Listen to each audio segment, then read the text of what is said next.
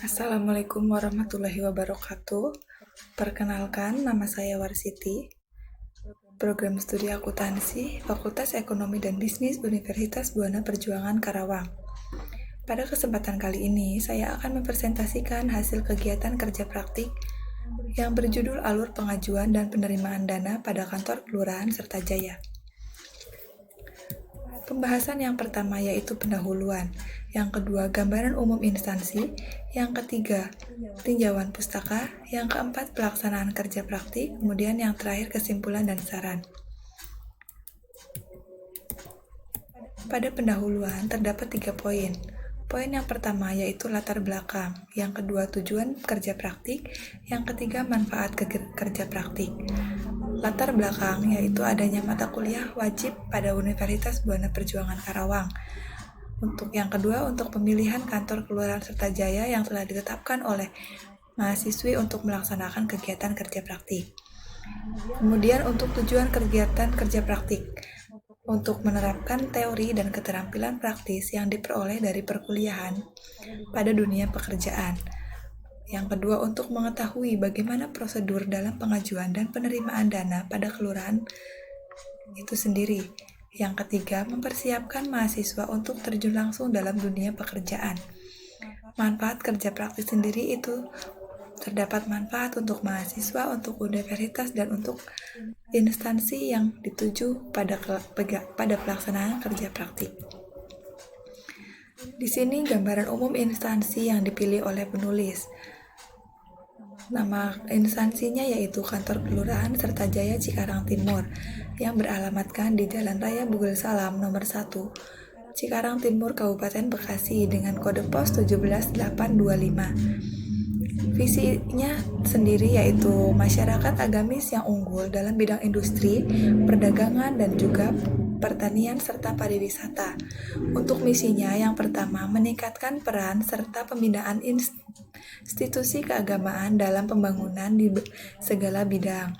Yang kedua, mewujudkan masyarakat di Kabupaten Bekasi yang dapat memenuhi seluruh kehidupannya dengan layak.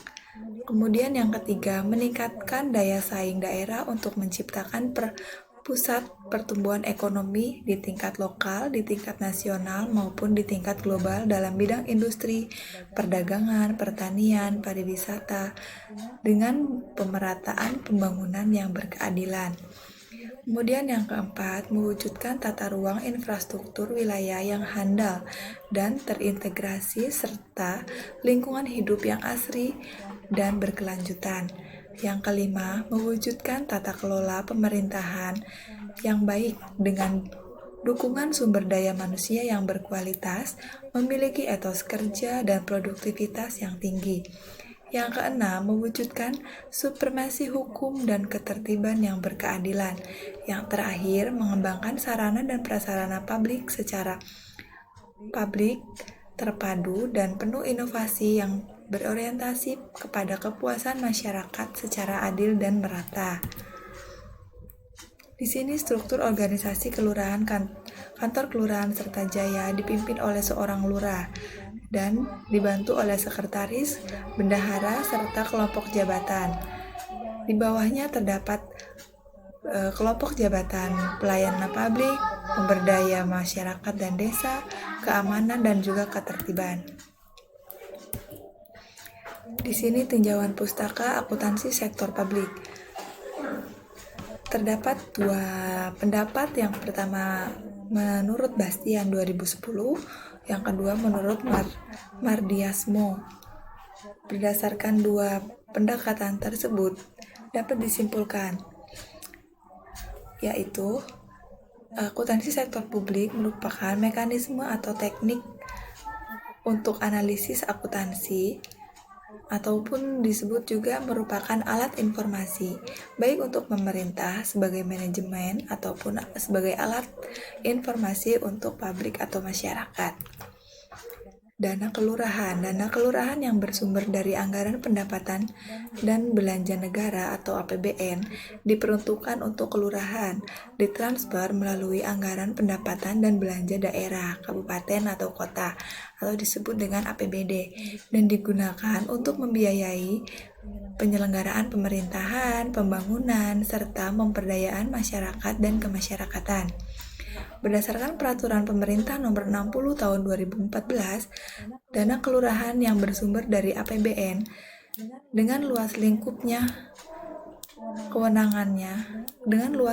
dan kewenangannya dan dalam rangka mengoptimalkan penggunaan dana kelurahan atau desa, penggunaan dana kelurahan atau desa diprioritaskan untuk membiayai pembangunan dan pemberdayaan masyarakat, kelurahan ataupun desa.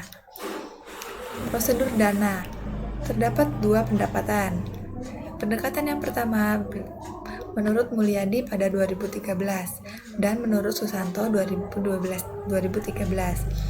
Prosedur dana itu merupakan suatu uraian atau urutan kegiatan yang biasanya melibatkan beberapa orang dalam suatu departemen atau lebih, yang rangkaian aktivitasnya selalu dilakukan secara berulang-ulang dengan cara yang sama. Prosedur penting dalam suatu organisasi agar segala sesuatu dapat dilakukan secara beragam. Di sini terdapat flowchart pengajuan dan penerimaan dana. Pada pengajuan dana, alurnya yaitu lurah melakukan musyawarah dan usulan untuk diberikan kepada camat. Kemudian camat akan memeriksa usulan dari lurah. Apabila sudah sesuai, maka akan ditandatangani. Jika masih terdapat kesalahan, maka akan diperbaiki untuk dilakukan perubahan. Kemudian kelurahan atau desa akan membuat rencana anggaran kerja atau RAK SKPD berdasarkan usulan yang telah ditetapkan. Pada alur penerimaan dananya, bendahara pengeluaran akan menerima RAK SKPD-nya untuk dibuatkan surat perintah membayar dan kemudian akan diberikan kepada camat. Camat akan memeriksa surat perintah membayar dan menandatanganinya jika sudah benar dan memperbaiki dokumen tersebut jika terdapat kesalahan. Surat perintah membayar yang telah ditandatangani dan kemudian akan diberikan kepada Badan Pengelola Keuangan dan Aset Daerah untuk dibuatkan surat pencairan dana. Berdasarkan surat pencairan dana tersebut, maka BKAPD akan memasukkan dana ke anggaran kecamatan pada bagian anggaran kelurahan. Kwitansi atas pencairan dana diberikan kepada bendahara pengeluaran dan dilakukan pembukuan. Pelaksanaan kegiatan kerja praktik. Dalam pelaksanaan kerja praktik pada kantor Kelurahan Sertajaya, saya ditempatkan sebagai administrasi dan keuangan, yaitu aktivitas pencatatan informasi dan data keuangan kelurahan dalam buku administrasi umum di kantor kelurahan, seperti menginput laporan keuangan, pengajuan dana kelurahan, dan penerimaan dana kelurahan. Pelaksanaan kerja praktik itu dilakukan pada hari Senin hingga Jumat, dimulai dari jam 8 sampai jam 3 sore. Terdapat beberapa dokumentasi. Yang pertama, briefing bulanan pada tanggal 7 Februari 2022, kemudian rapat mingguan pada tanggal 10 Februari 2022, kemudian ada buka bersama dan penyerahan simbolis pada tanggal 12 April 2022. Tugas umum yang dilakukan administrasi keuangan dalam kantor Kelurahan Sertajaya yaitu mencatat segala transaksi keuangan secara kronologis berdasarkan urutan waktu terjadinya transaksi tersebut di dalam buku jurnal, kemudian memasukkan atau mengumpulkan akun atau rekening dalam buku besar, dan menyajikan informasi tentang penggunaan dana sesuai dengan anggaran yang telah ditetapkan selama 1 tahun pada tanggal pelaporan. Adapun tugas pendukung yang dilakukan oleh praktikan yaitu melakukan penginputan data ke dalam sistem aplikasi yaitu Sistem Informasi Manajemen Daerah atau SIMDA. Kemudian melakukan proses registrasi berbagai surat keterangan desa, penomoran surat, pemberian cap, ataupun fotokopi dokumentasi. Kemudian ikut serta dalam kegiatan yang ada di kantor Kelurahan Sertajaya. Permasalahan dan solusi. Permasalahannya, pada saat menginput dokumen di aplikasi Simda sering terjadi kesalahan dalam menginput dokumen yang terkait dengan penerimaan dana, seperti surat permintaan pembayaran atau SPP, surat perintah membayar atau SPM, dan surat pertanggungjawaban atau SPJ, yaitu kesalahan pada penomoran dan kesalahan pada saat menginput nominal transaksi, sehingga pihak BKAPD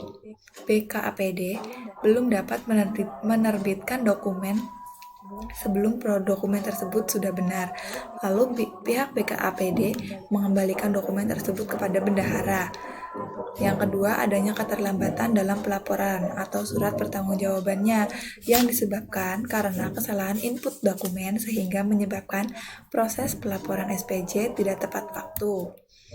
Solusinya, apabila terjadi kesalahan pada penginputan dokumen, maka bendahara keuangan dibantu staf keuangan akan memperbaiki dokumen. Jika dokumen tersebut sudah benar, maka bendahara keuangan segera mengajukan kembali dokumen tersebut pada pihak BKAPD. Yang kedua, pegawai harus lebih teliti dalam menginput dokumen agar proses pelaporan surat pertanggungjawabannya bisa tepat waktu. Dalam laporan yang saya susun saya simpulkan, yaitu yang pertama, prosedur pengajuan dan penerimaan dana diharapkan dapat membantu kelurahan atau desa dalam menyusun laporan realisasi pelaksanaan APBD dan pelaporan pertanggungjawaban atau APBD yang dimulai dari tahapan perencanaan dan penganggaran, pelaksanaan dan penatausahaan, hingga pelaporan dan pertanggungjawaban pengelolaan keuangan yang dilaksanakan secara tertib, transparan, dan juga akuntabel. Kemudian alokasi dana kelurahan tersebut